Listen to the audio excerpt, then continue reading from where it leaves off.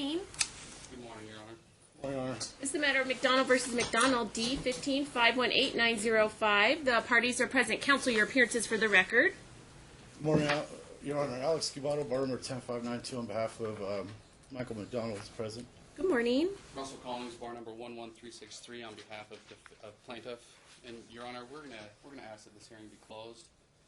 There's been a lot of stuff going out on social media and just talking about it. It is blown up. What do you mean, counsel?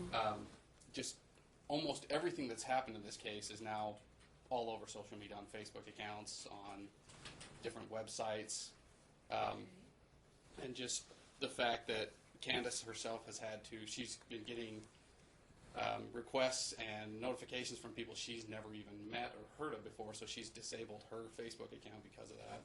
Okay. All right. Counsel, your position? Yeah, as far as the closed hearing, I'm okay with the closed hearing, especially if there's going to be an evidentiary hearing, but I don't want the case sealed. Today's not an evidentiary hearing. It's just set for motion hearing.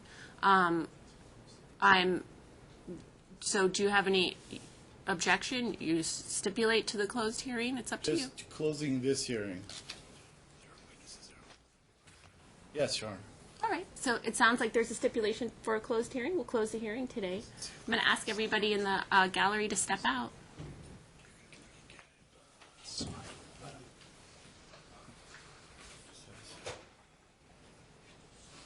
Anything else administratively we can take care of? The only other issue, I guess, Everybody can have a seat too. I'm sorry. Go ahead. is I received a reply, an email from Mr. McDonald at about 8:10 this morning. Oh, I haven't received a reply. With a copy of the reply indicating that he was still representing himself pro se. Okay. Ms. Counsel, did Mr. McDonald file that, or did you file that on his behalf? He filed it, Your Honor. I spoke to him late last night. Did he file it, or did it just get sent? I didn't get a copy of it yet. You know, sometimes when you file something, it takes about 24 hours for the court to see it. You faxed it to the department? What time was it filed? The copy I got, Your Honor, is not file stamped, and I got it this morning. Okay.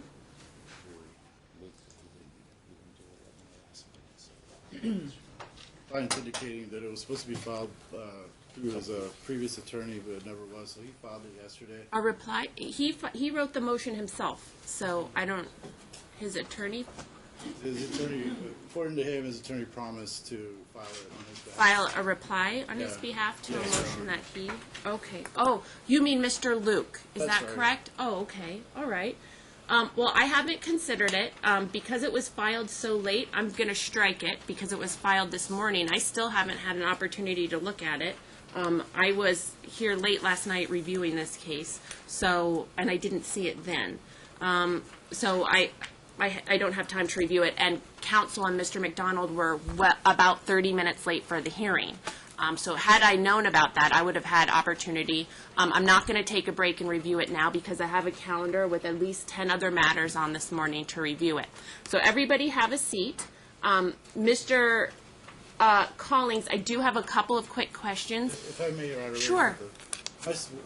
My suggestion is, since I have been retained on the case, if you want to pass it for just a week, so that I can review the entire record and so that the reply can be considered by the court. I think that as contentious as this case is, as long as it's going on, I think a full fair hearing should be everything that could be brought before the court, including replies, supplements that I may file, any other exhibits, should come before the court. So if there is a determination that's adverse to my client, at least there's a record.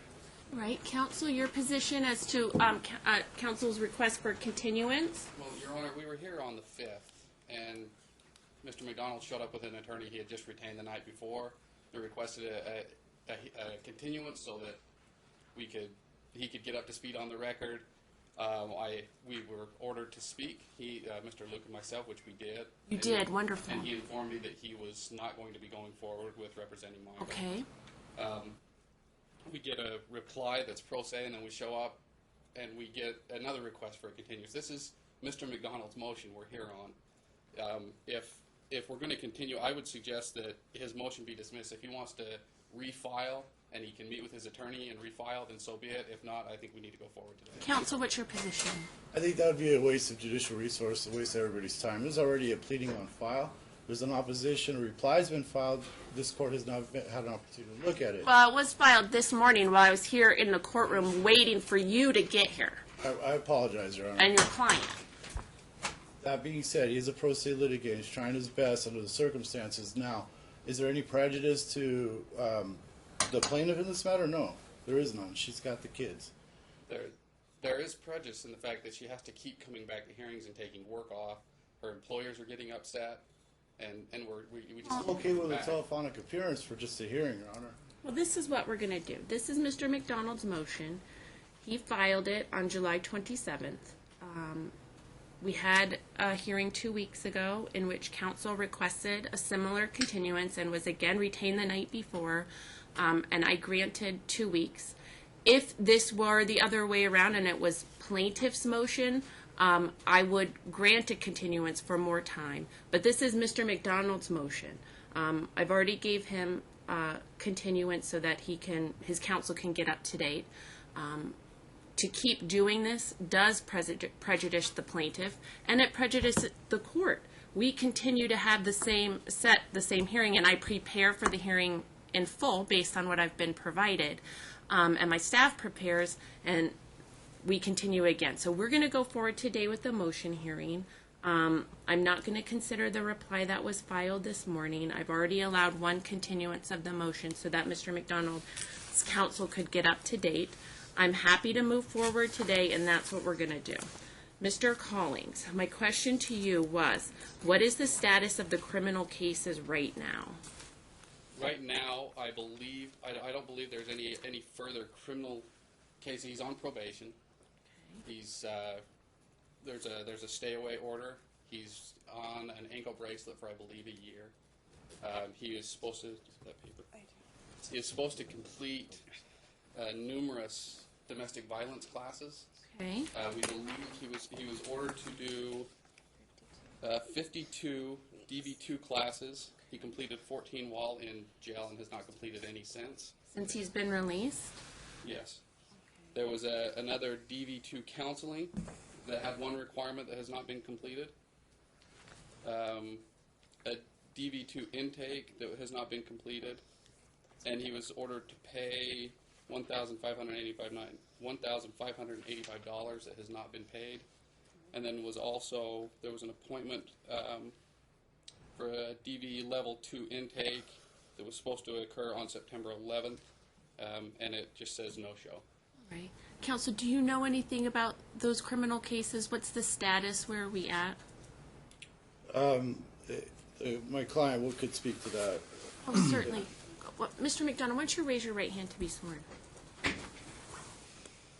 you solemnly swear the testimony you're about to give in this action should be the truth, the whole truth, and nothing but the truth, so help you God? Yes.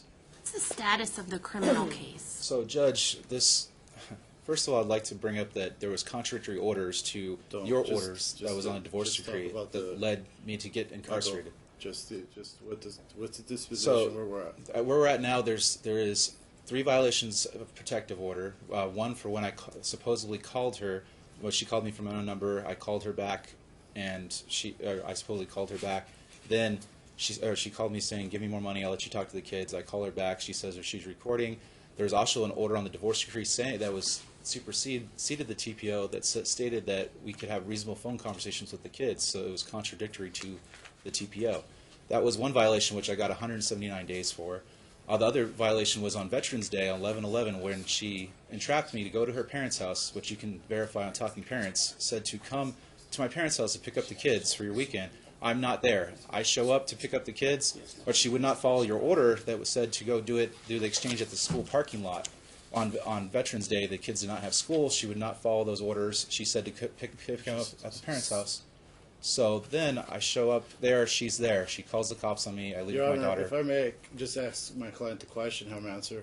Okay, so Counsel, I'm happy for you to counsel your client to answer my question. Okay. Okay. So, how many charges are pending currently? There's no pending charges. I'm aware of. All have been resolved. There are 2 charges for Veterans Day when I showed up there, and the DV. They are currently under appeal. I did not touch her whatsoever, and God knows I didn't touch her. So they were adjudicated, the 3 cases. Yes. You were sentenced. To the max sentence of 52 domestic violence classes, which I did 14. Okay.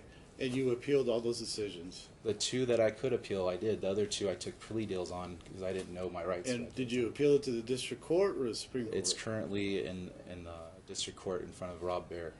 Okay. And It's going to be. when is it going to be adjudicated? Whether the DV it has merit and me showing up at her parents' house. So the violation. My question is, what is the status? What do you have a next court date? Have you completed your sentence? Have you done the 52 classes? Sounds like, Your Honor, that they were adjudicated. He was sentenced, and they're on appeal at the district court. All of them. Okay. And Is it true that you have only completed the 14 classes while you were in custody of the 52 you were I sentenced believe to? I completed 16, and I have up to 3 years to complete the rest of them. So I'm waiting on that appeal to complete that, because there Okay. was not. When is the next court date in municipal court? I believe it's coming up next month. We believe it's October 2nd, Your Honor. Okay. And you believe that you are in Waiting on absolute transcripts. you believe you're in absolute compliance with everything required of you in the municipal court? Yes, Judge. Okay. All right. Counsel, do you believe that to be true? Other than not completing the requirements and not attending classes, we don't believe that he is in compliance. Okay. All right. Very good. Okay. Well, that could be determined in an evidentiary. Sure. No, hearing. I understand. I need to know if he's still being monitored, all of that kind of information. That's what I needed more information about that I didn't get in the motion. So that being said, counsel, I know this is Mr. McDonald's motion. You didn't write it. I understand that. So today, if there's anything you want to add to his pleadings or any oral argument, I'm happy for you to do that now. And Mr. McDonald, you can have a seat. So, Your Honor, what my concern is that she currently has sole legal, sole physical custody. Obviously, that's everything. That's short of a terminating his parental rights, which is not called for at this point. He did do time. He was in custody. He has pending cases that are on appeal. That definitely is going to protect her from any problems in the future, because if he does anything, he's going to go to jail, and he knows it. The bigger concern is his kids. Now, 10 months. yeah, it's been 10 months since he's seen them. She has sole legal, sole physical custody. I understood that order was entered because he was incarcerated. He's no longer incarcerated. He's here now. That's a change in circumstances enough that it'll affect the welfare of the kids, because they should be able to see their father as much as possible. That's by statute. What parent is willing So to... what's your request? What do you think would be appropriate? Pending, Visitation. I mean, I think pending trial, I think as much time... Trial. Well, what we're asking for, I know that there's a final decree of divorce entered here. What we're looking for is a motion to modify. And there is grounds, at least. There's no, under Rooney, nothing cumulative. You would like me to treat his, I just want to be clear, and I'm sorry for interrupting you, counsel, that his motion that he's filed, you'd like me to treat that as a motion to modify custody today? Yeah, yes, Your Honor, that would be Okay. best. That's what we're looking to do. There are other issues in that, pleading Okay. related to property settlement and setting it aside. I know the decree of divorce was entered some time ago. I am retained. I'm going to consider whether to let that go or file another pleading that's more appropriate under Amy or some other case law or something. Try to do something. But right now, the most pressing issue is custody. He hasn't seen his kids in 10 months. There's no reason for that right now. So you request me just to, because his motion asks for many things. You want me to focus today on the custody issue and disregard the other issues? And I will put something back on file if the court allows me to consider and to address all of the property issues. Right now, custody is most important. He hasn't seen his kids in. All right. Okay, so we're just going to address, which he doesn't call a motion to modify. He calls it something else, but I'm going to treat it then, based on your request today, as a motion to modify. If you see the body of it, the complaint is that he doesn't have his kids, and Okay. so I think it's appropriate. There's more than enough to overcome the Rooney standard. This evidence isn't cumulative. It's relevant. He's out of custody. He's going to school now. I believe he's a law student at UNLV. And he wants to have as much time with his kids as possible. I think they deserve that as well. In order to do that under Wallace, the court has to set an evidentiary hearing, just on the custodial issues. If later, if the court does that, and I review the matter, and it seems like property should be at issue for whatever reason, if the court allows me, I'll supplement his motion. You, of course, can always file an additional motion, counsel. So you heard at the I same don't have to time. tell you that you can certainly do that at any time. What, counsel, do you believe is the change in circumstance that would require under Rooney the modification and the setting of an evidentiary hearing? Well, he's free now. He's free. That's a substantial change in circumstances that would affect the children's welfare because the dad's free, and I apologize, Your Honor. Dad is free now. So dad's been released from custody. Been released from custody since June. Hasn't seen his kids since then. That's going to harm the kids. They knew their dad. They knew their dad very well. They had a good relationship. All of a sudden, he's not there. That's a harm to the children. If he comes back into their lives, I would assume, I would hope, that would relieve some anxiety towards them. There's been no allegations that he's harmed them at all. I understand your position, Your Honor, that domestic violence and such is harm to the children, but my suggestion is it didn't happen in their face, and nor did it happen to them. That being said, the most important thing is they have no contact with their father.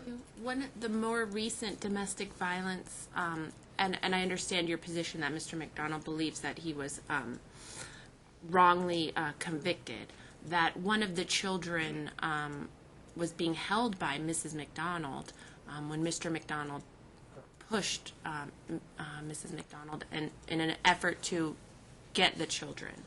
So those allegations should be fleshed out. Whatever happens in the criminal matter, Your Honor, it's on appeal. It may be reversed and remanded for further proceedings. I don't know. Even if there's a judgment of conviction, that doesn't mean that you need to sit on and rely on that. I know that this court, that you, Your Honor, have practiced criminal law extensively. People enter into deals all the time, even though they didn't do it, just because that's the best thing to do. This court can make its own determination as to whether there was domestic violence in the house or not. And under, I believe, the case is Castle v. Simmons, if those matters weren't before the court or considered fleshed out prior, you have the opportunity to do that going forward in another hearing. I think that most importantly, it's for the kids' best interest. Right now, they don't know their father. As far as they know, he disappeared, ran off on them. They need to know that he's present, he's in their lives. So I think an evidentiary hearing is warranted. Both prongs of the Ellis standard are met. And these issues can all be fleshed out at trial. If at that time it's determined that he shouldn't have custody or should be severely restricted, at least he had his hearing. At least he had his day in court. Okay, thank you, counsel. I'll give you an opportunity to respond. Thank you, Your Honor. After counsel. Counsel, now that counsel has narrowed the scope of Mr. McDonald's motion quite significantly, I think that takes about 98% of the arguments away, and we're not going to deal with those. So I don't want you to waste your time because that's or waste all of our time because that's counsel's request. So, as to the modification of custody, counsel indicates that Mr. McDonald's release from custody is the change in circumstances under Rooney that would require an evidentiary hearing. Tell me why it wouldn't be a change of circumstances under Rooney. The reason we would say it wouldn't is when supervised visits were first put in place in November. And that was November of 2016? 2016. Just after the evidentiary hearing, correct? That's correct. The evidentiary So- hearing was in August. At the evidentiary hearing, I gave unsupervised visitation, despite all my findings of domestic violence, and allowed every other weekend. Is that right? That's And then in November, Judge Hardcastle, based on things that happened between the trial and November, implemented supervised visitation. All right. Part of Judge Hardcastle's order was that she didn't feel, based on conversations he said he had with his daughter and with his son, that she didn't feel that he could be a rational person and be with the children without it being supervised. Well, and and ordered him to get psychological counseling. at that November hearing. Yes. Now, let's talk about those events that happened between the date of the evidentiary hearing and that November hearing in front of Judge Hardcastle, because I wasn't here, it was Judge Hardcastle. And certainly I've reviewed the record, but for our benefit today, were there two situations that led you to file that motion and for Judge Hardcastle to make those findings? Well, I believe it was actually his motion that he filed. But there were some issues at daycare where the daycare actually got involved, and he tried to give gifts for Candace to the kids. He tried to do a couple different things that he wasn't supposed to do and was ordered not to do. Did he violate the TPO by entering Canyon Ridge Church and asking to speak alone with his son in a private room? Did he then ask the church staff to produce his daughter? He did. And church staff refused? Yes. And when church staff refused, did he leave the premises? I believe they called the cops, and then he left. And I believe there was also an incident at the daycare. Okay, and what happened at the daycare? Am I okay to speak? Why don't you stand and raise your right hand to be sworn? Do you solemnly swear the testimony you're about to make in this action shall be the truth, the whole truth, and nothing but the truth, so help you God? I do. And what happened at the daycare, ma'am? During that time that it was ordered for supervised visitations, I was told by the daycare director that Michael, there's a keypad. We had changed the keypad because there had been some issues with my code, and so he tried to use the old code. Couldn't get in, so he followed another parent in after they had punched in the code, entered my daughter's classroom. It was during nap time. He picked up another child that was not our daughter. It actually happens to be the director of the daycares. Her daughter is in the same class as my daughter. Picked her up. The teacher was obviously shaken and was like, "What are you doing? You're not supposed to, that's not your kid." And then he went over and found Malia, picked her up, and was attempting to leave with her. And they began to try to stop him. I had a bad feeling that day, so the daycare was calling me anyway, saying that he was there, and I was obviously scared because I'm like, he has supervised visits. Why is he at the daycare? And he was saying, like, when he had her, he was saying, I have a doctor's appointment for her. You can't stop me. I had called the police. They showed up pretty quickly, and the police came. They looked at the orders. They determined he was not supposed to see her. They asked him to leave. And just as a sidebar, like, my daughter still has trauma over to the extent she's going to start speaking to her daughters. And I appreciate that. You're concerned. Tell me, so that was the incidents at the daycare. Yes. That preceded the November hearing. Yes. And then at the November hearing, Judge Hardcastle eliminated those visitations. Is that correct? That's correct. And Go ahead. at that time, Your Honor, Judge Hardcastle even mentioned that she was leaning towards suspending visitation altogether, and it was actually our request that supervised visits go forward so that he wouldn't be completely alienated, despite his allegations that that's all our intent is. But even at supervised visitations, he couldn't control himself. So what happened at Donna's house for supervised visitations? There was, he tried to pass off gifts to Candace. There was supposed to be no communication between he and Candace. Will you tell me more about that? What else? It was on Christmas Eve. My son came out with a bag because on Christmas they're allowed to have gifts. And he came out and he said, "Mom, Dad gave me something. I don't think I'm supposed to have it, but he said to give it to you." Objection, Your Honor. That's hearsay testimony from a child.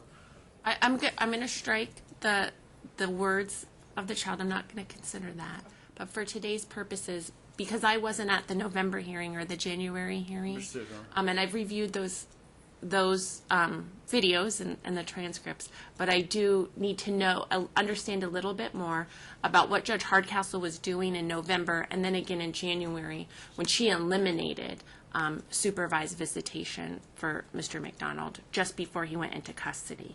So tell me what was in the bag. It was a small box that had handwriting on it, which I recognized as Michael's. And when I opened it, it was a box of perfume. And on the front was a skull. And the title said Crazy Love, which obviously scared me because I'm like, why would he? What is he trying to say? You know, it What made did me. the writing say?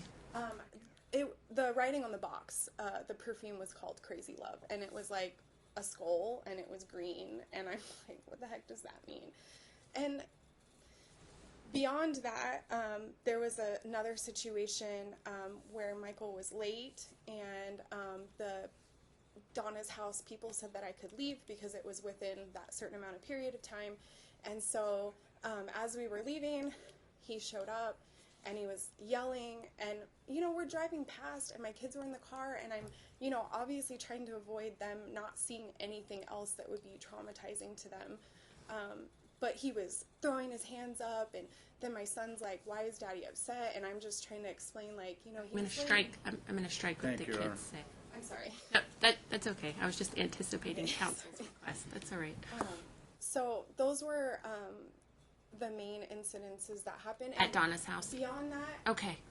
I think that That's all I needed about from Donna's house. And I'll give you a second to respond. I just needed to understand more about what happens at Donna's house.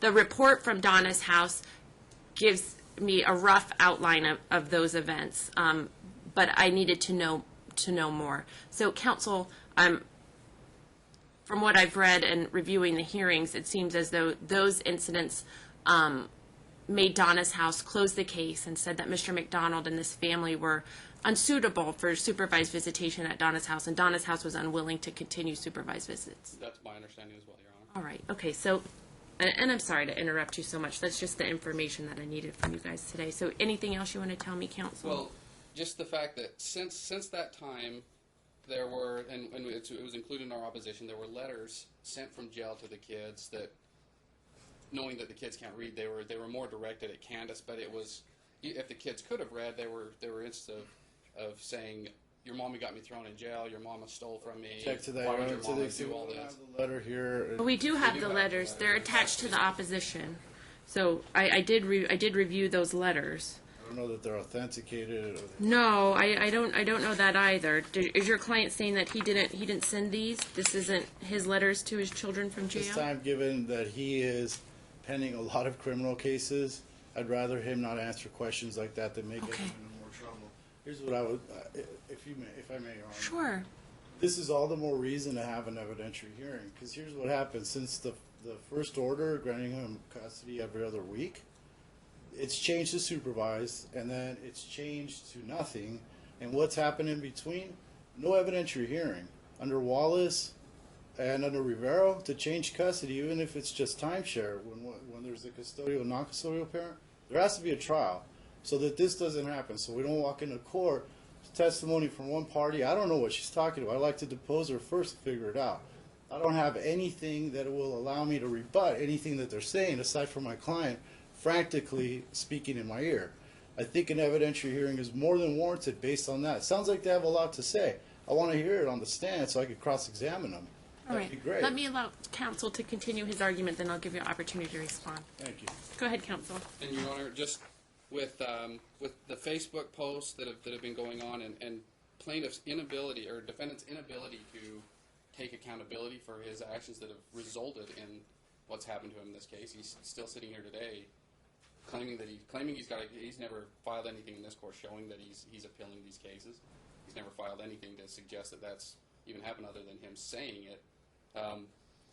But he just continues, and our fear is even with supervised visits at this time, without him having completed the domestic violence classes, without having completed a psychological evaluation to show that he is a fit parent, that he's going to go in front of these kids and he's going to start talking about the case. He's going to talk about stuff that just isn't relevant. He's still, and I understand the court has stricken his reply, but he's still, and I believe it's even in his motion, he's still alleging that Candace's boyfriend is a pedophile, that he's shown it to the court that, and it was proven by Metro, by CPS, and even here in court, that the person he thinks is her boyfriend is somebody completely different. It's a completely different person.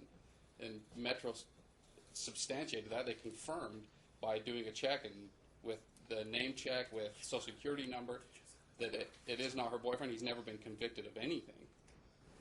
But he continues down that path. He gets stuck on it, and our fear is that he's going to go in front of the kids and say, "Oh, this guy's a pedophile. This guy's that your mom did this to me. Your mom is the one that's destroying our lives. Your mom's doing this," and it's stuff that the kids do not need to hear. And if he can go and get the psychological testing, if he can complete the domestic violence classes and come back and show that he's changed, that he's accepted responsibility for his actions, that he's not going to be a detriment to the kids, then supervised visits at that point, there would be no opposition. And if he can comport himself into the future, that he'll get additional time with the kids. But as of right now, he's unemployed. He's not even showed any effort to become employed. Wait, counsel says that he's enrolled at UNLV Law School. Well, we would like to see proof of that as well. I don't know how he would get enrolled in law school when he hasn't graduated. He doesn't have a bachelor degree, and he was in jail for the last 6 months. There's no way he could have completed the process to enroll at UNLV Law School.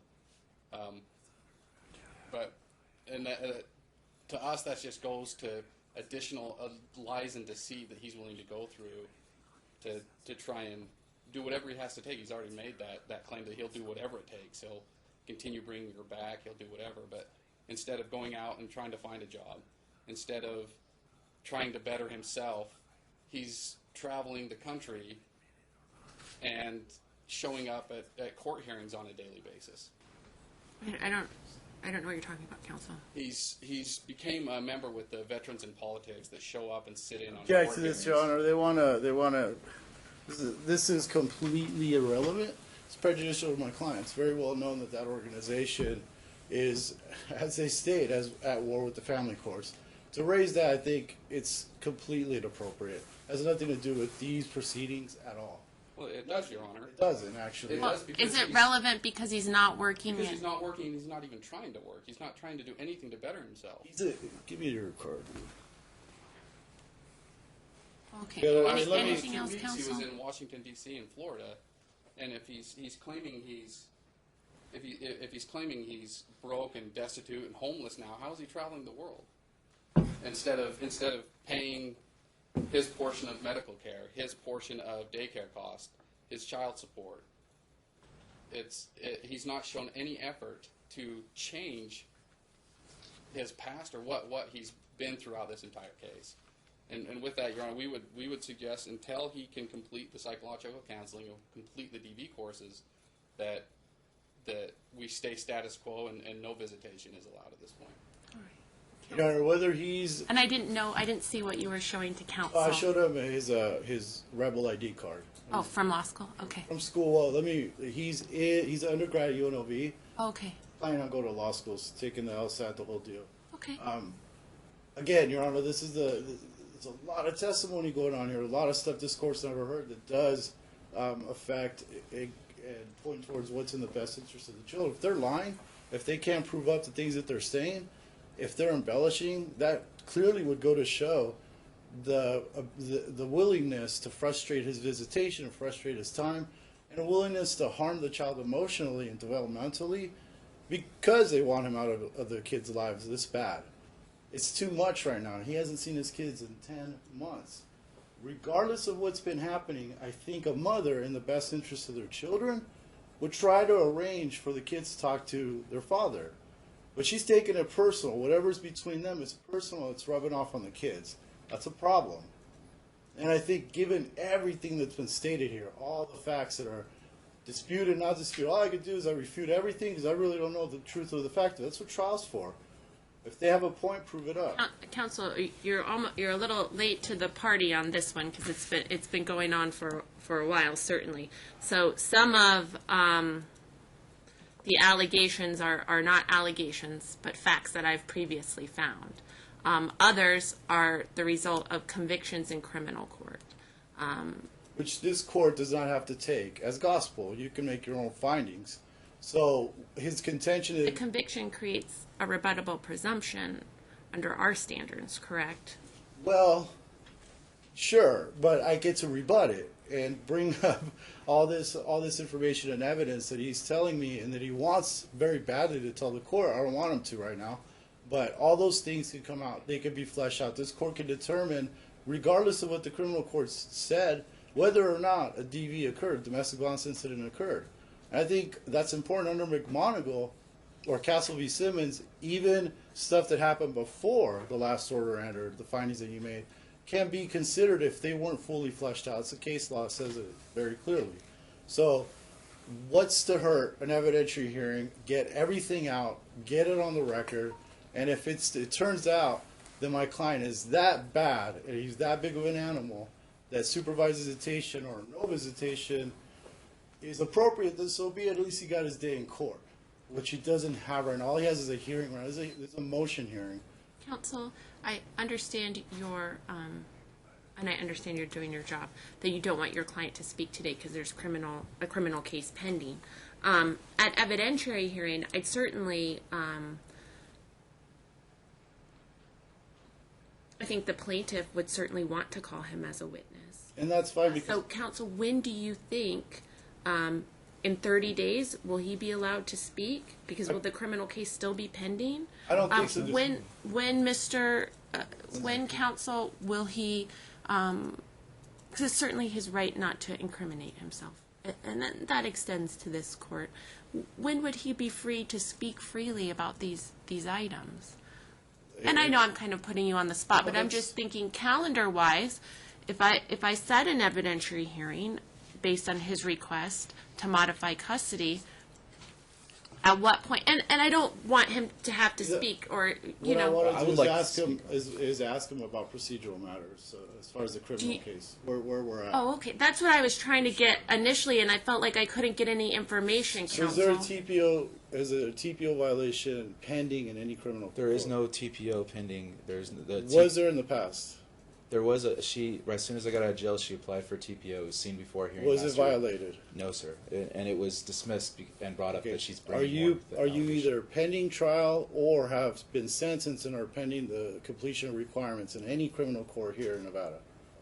Not that I'm aware of. The ones that I have is the appeals that are in process, and then that DV classes. Okay, so let's talk about the appeal. So you're appealing a judgment of conviction, a sentence, right? Yes, sir. So what were you sentenced on in that case? Allegedly pushing her, which there was no evidence to. All right. And And the second one? the second one was for violation of protective order for going to her parents. All when right, she so intended to come it sounds like there's a DV and a TPO violation that's pending appeal with the Judicial District Court. And he hasn't completed the sentence on that? Is he still on ankle bracelet monitoring in that case?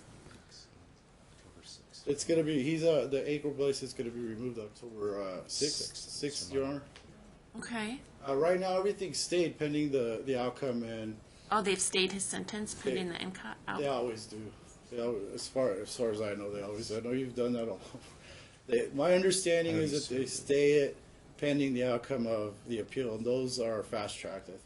So, get an evidentiary. I think if it's within 45 to 60 days, I think all of this will be resolved, and I'll at least be able to inform the court where Well, we're I at. need to, if I set an evidentiary hearing, I need to set it out a minimum of 120 days to allow the parties their rights to complete discovery in this case. It sounds as though, counsel, there's a lot of information you still need, Yes. and I need to give the plaintiff their opportunity to obtain everything they need to obtain. So it would be a minimum of 120 days so that discovery can happen.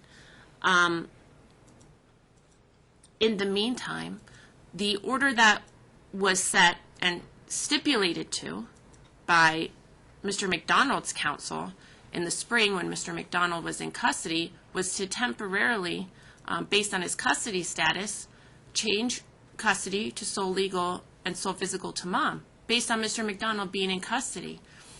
It's very difficult to have joint legal custody when somebody is themselves, their Understood. liberty is impacted. It's hard to make those decisions. So that was a temporary order.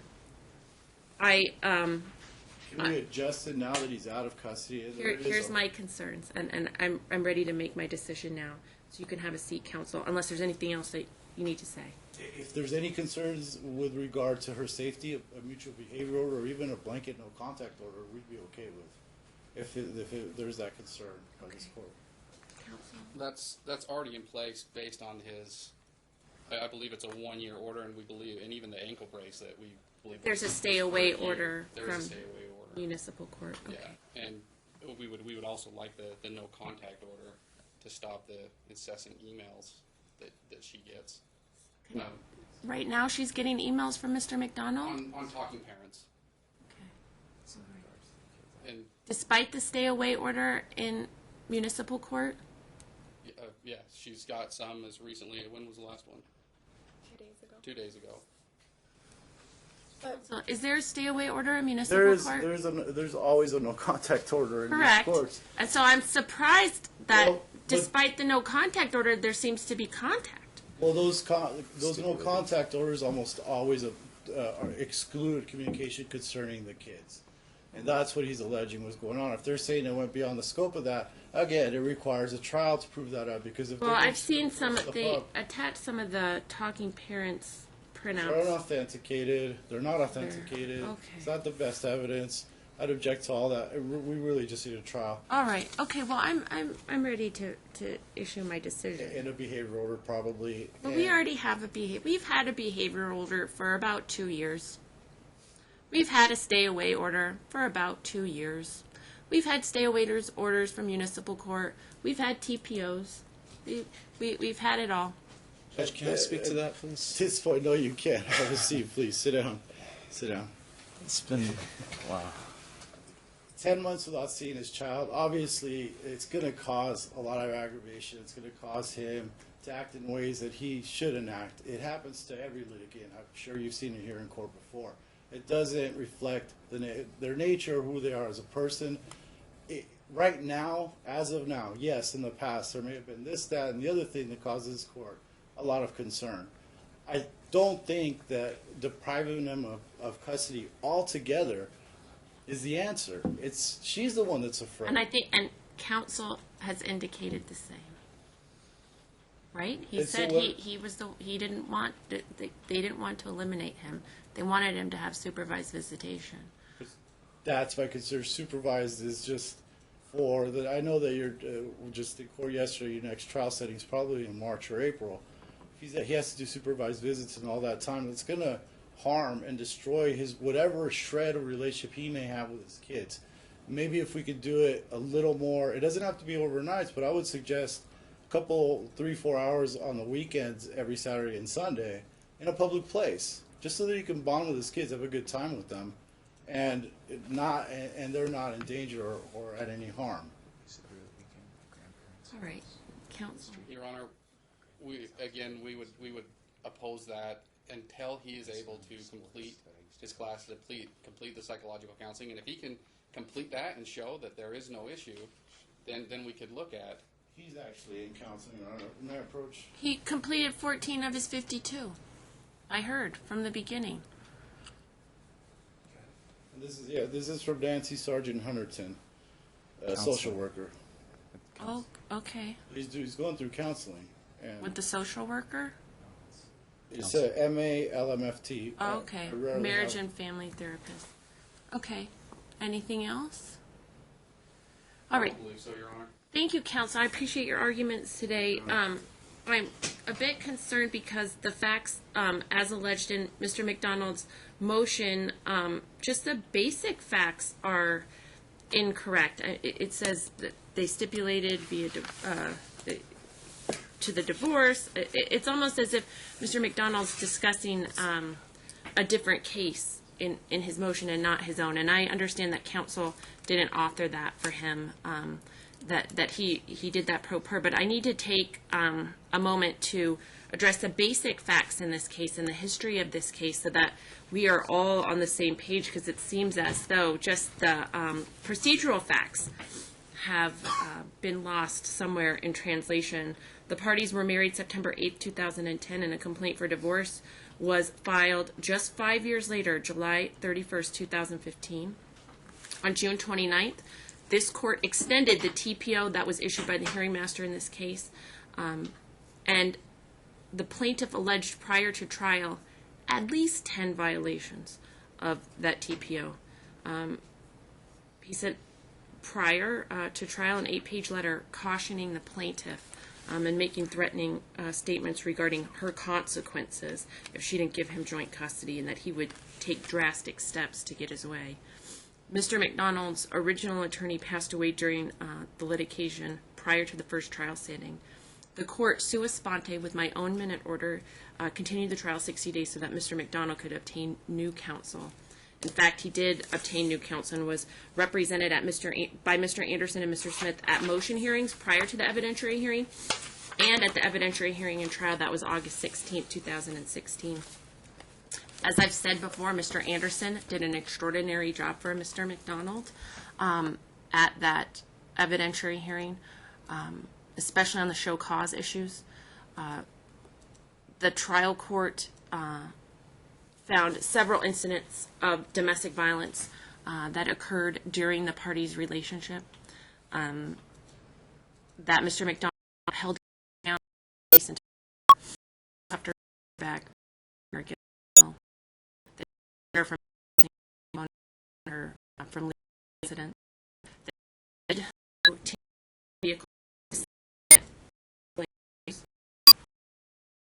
Track her. Most to me was the allegation treatment for the children. He Candace leaving the room to a medical treatment. Parties filed, and on occasion made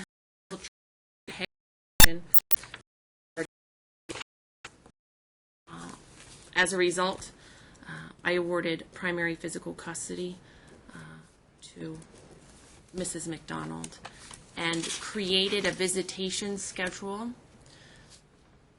that allowed Mr. McDonald significant time with his children, that allowed him an opportunity for parenting time that was extraordinary based on the circumstances. I set up that visitation schedule purposefully and with a lot of thought so that these parties didn't have to have any contact with each other, that the pickup and drop-off was at daycare, and that order could stand the test of time and continue while the parties' minor children went to school.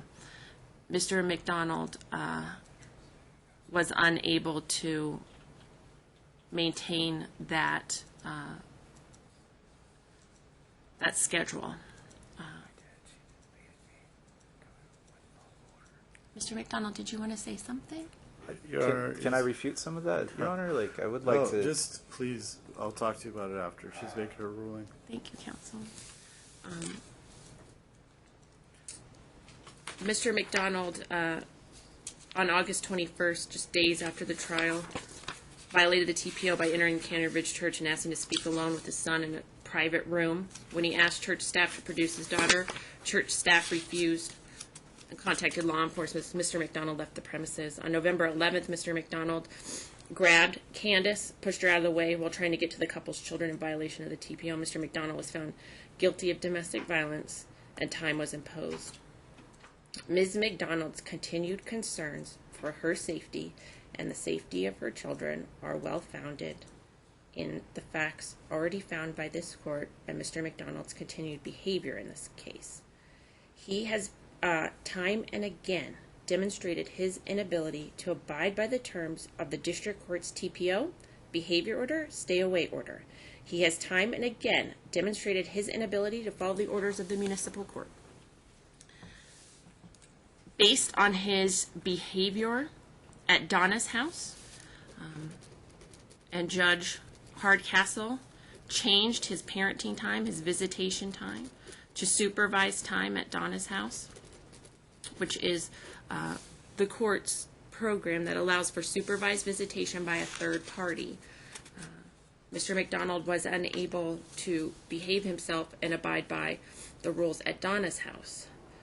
The allegation by Donna's house and by the plaintiff is that Mr. McDonald gave a gift to the couple's children, and the child gave that gift to mom, which is consistent with testimony we had at the trial of Mr. McDonald alleging that he gave the children he didn't break into mom's car, that he gave the children gifts to give to their mother for Valentine's Day.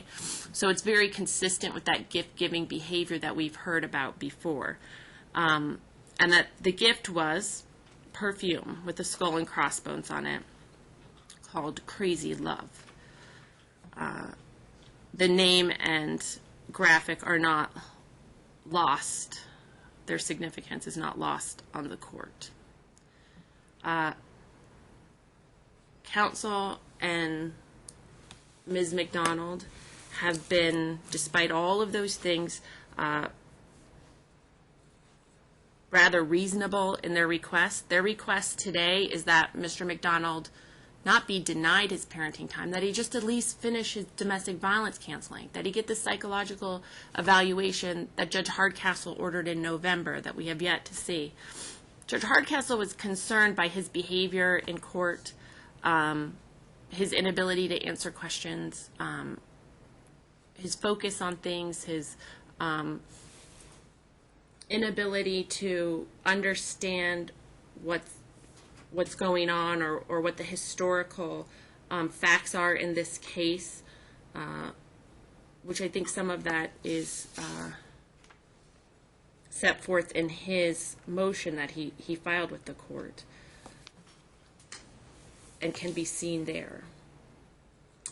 I have done absolutely everything that I can do to ensure the safety of Ms. McDonald and the minor children in this case. I have made every order, behavior order, stay away order, TPO extended. I created a visitation plan that gave Mr. McDonald more time with his children than perhaps he deserved, based on his behavior and the things he certainly admitted to during trial, so that these parties wouldn't see each other at exchanges. I'm at my wit's end. Donna's house is inappropriate for this family. Mr. McDonald cannot abide by, he was given that opportunity, it lasted a month, maybe two, to abide by the rules at Donna's house before Donna's house made a determination that they could not supervise this family. I've attempted every conceivable manner and method to communicate with Mr. McDonald. I've yelled at him. I've spoken quietly and listened patiently. I have begged him and pleaded with him for the safety of those people involved. His behavior continues to spiral.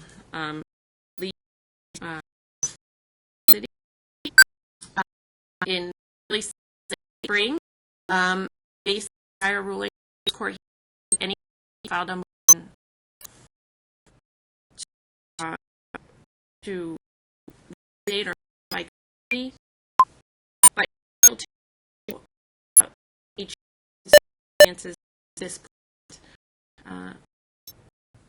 And we appreciate those requests. Certain things, domestic violence counseling, which Ms. McDonald and counsel, I believe will be a help to him, and that he get that psych evaluation, that custody should resume without evidentiary hearing. And what I will do in this case, because I remain extraordinarily concerned. I was concerned at the very first hearing, the very first case management conference, became very clear to me. Mr. McDonald, and I've said this before, his behavior since the first hearing has increased in intensity, his need for power and control over Ms. McDonald, these children, this court, increases in intensity and frequency. The allegation is that even while in custody, he was writing letters to his children who cannot read.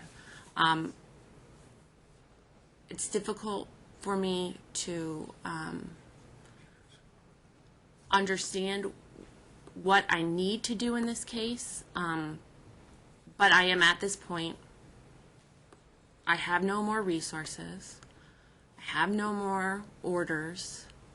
There's nothing else that I can do to ensure the safety of these parties, the safety of counsel. Judge, can I?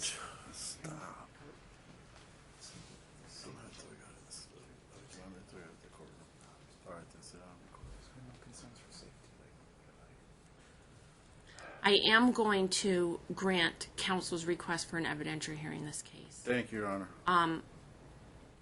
But I caution the parties. The evidence that you create, Mr. McDonald, Mrs. McDonald, between now and then, is the evidence I will hear.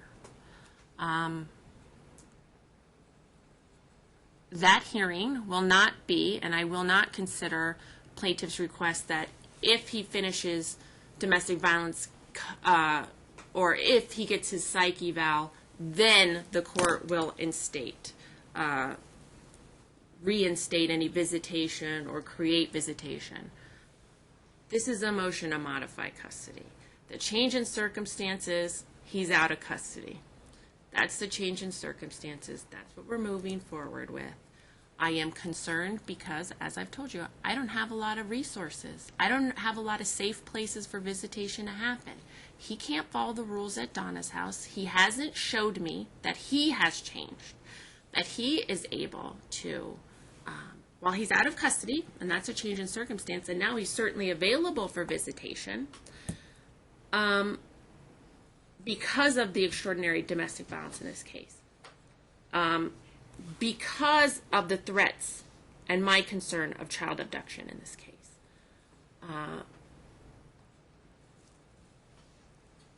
I cannot allow, and I don't have a place to send these parties for temporary visitation.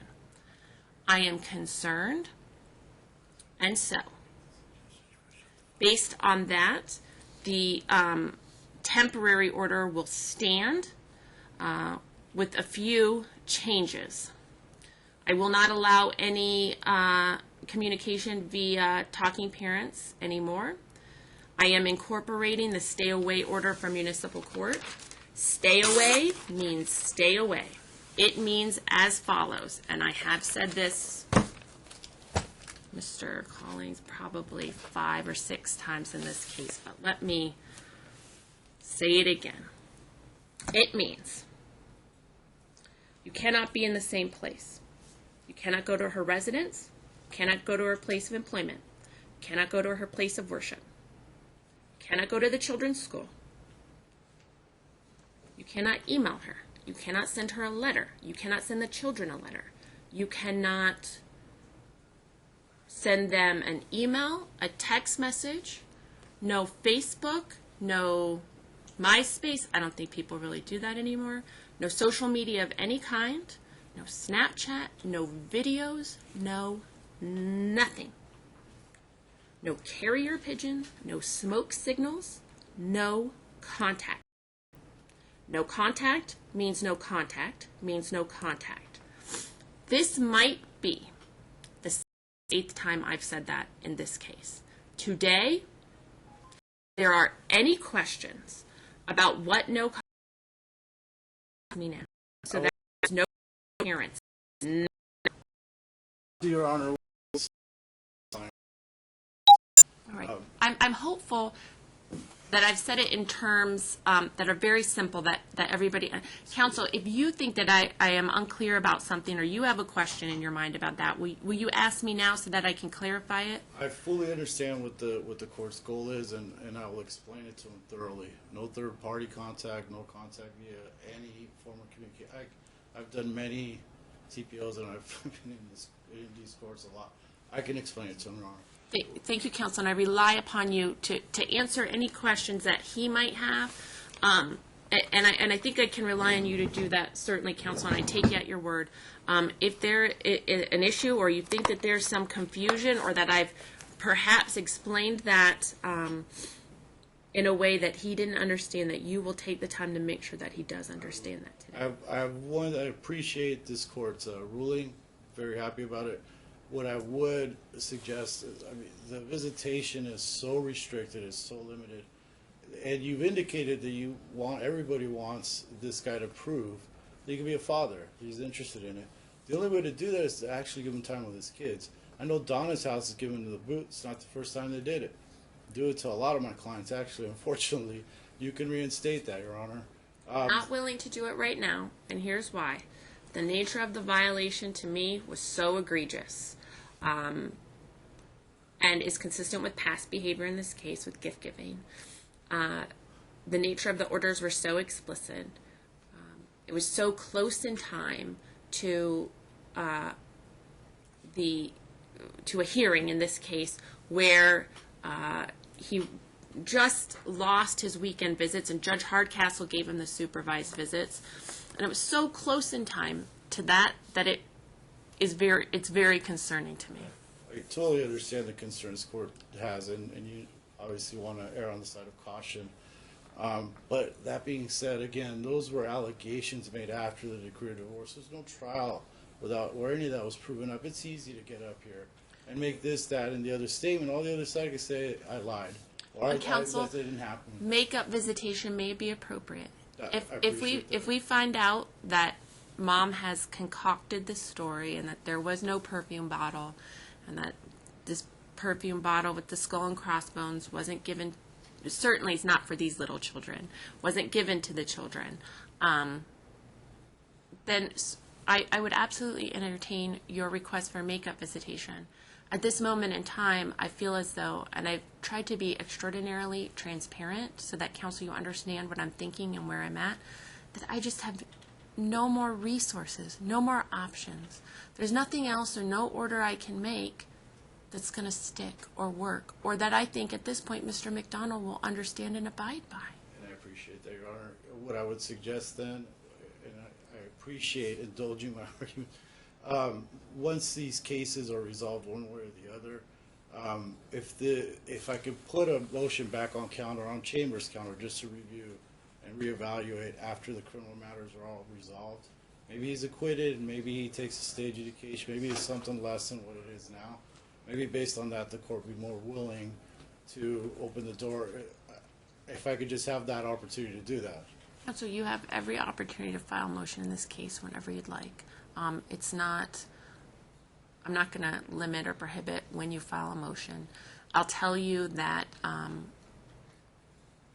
Concern is attorney's fees and sanctions, obviously. well, I don't think you're telling me that you would do it now when the criminal case is ended, and it sounds like he has a lot more classes to do, so it's not going to end between now and our trial date. His criminal case is going to be ongoing. There's one domestic violence class per week, and he still owes, the vast majority of those classes. So, and counsel's indicated that if he finished those classes and he had a psych eval like was previously ordered almost a year ago, that they would be willing to talk about visitation. And so you might not even need me at that point. But I think certainly counsel has set the mark on what they're looking for. I appreciate that. Thank you. As far as the mental health eval, I know that Community Center, Las Vegas Community Mental Health, does it on a sliding scale or fairly cheaply. Because the other doctors, Paglini, Blunkite, it's $3,000, $4,000, $5,000 and up for that kind of thing. So. I'm not going to. That was Judge Hardcastle's order. She didn't order a specific psychologist or psychiatrist, but a psych evaluation certainly needs to be done by a psychiatrist. At a minimum, a psychologist. A family therapist is not going to be able to diagnose or do the evaluation that Judge Hardcastle had in mind based on Mr. McDonald's behavior. Unless, counsel, you had another. That's exactly what we were thinking, Your Honor. Okay. So, and you can certainly, and then once we have that report, we'll consider it, and certainly, counsel might want to see the doctor and do some cross, and I leave that to counsel. I think that we'll get there. I'm going to set a full day in the ordinary course My temporary orders will stand with the inclusion of the absolutely no contact, including talking parents. I'm going to order that plaintiff's counsel print off the PDF from talking parents and close the account. Counsel, you have an opportunity to print the PDF version of the talking parents as well. Why don't you close that out in 1 week from today? So you have 1 week from today to download that PDF, counsel, should you think that you need it. But I just don't want to leave that gateway between the parties open. Although I've ordered no contact, I can't be assured that that will be followed. So at this point, I'd like to just to close that communication opportunity. 1 week from today, I'm going to issue a scheduling order. The scheduling order will be issued this afternoon. And counsel, are you retained in this matter? Can I send it to you, or are you unbundled today? I'm retained as of now. I may file a motion to withdraw sometime later, but if you send it to me, I'll make sure that my client gets it and understands it. Right, my order today will then be to you, counsel, that I'm going to issue this scheduling order this afternoon. It'll be e-filed into the case, and you'll both have electronic service of it. If either of you withdraw from this case, short of evidentiary hearing, my order is that you turn that document over to your clients so that your clients understand when the witness list has to be done, when the pretrial memo has to be done, and all the other deadlines that we contemplate and counsel is well aware of, but your clients might not be, when we contemplate evidentiary hearing. All right? Okay. Issues of attorney's fees will be deferred, counsel, to the evidentiary hearing, and we'll deal with those at evidentiary hearing.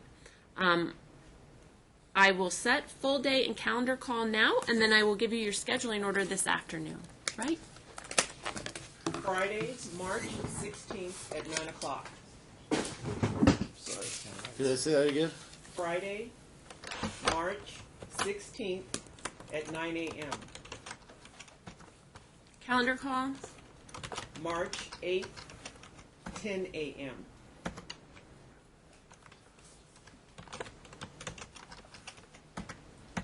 Thank you, Your Honor. Thank you. I'm Want drafting me to it. prepare the order? I'll draft it. All right. I want you to spell out two things, counsel, that I'm looking for.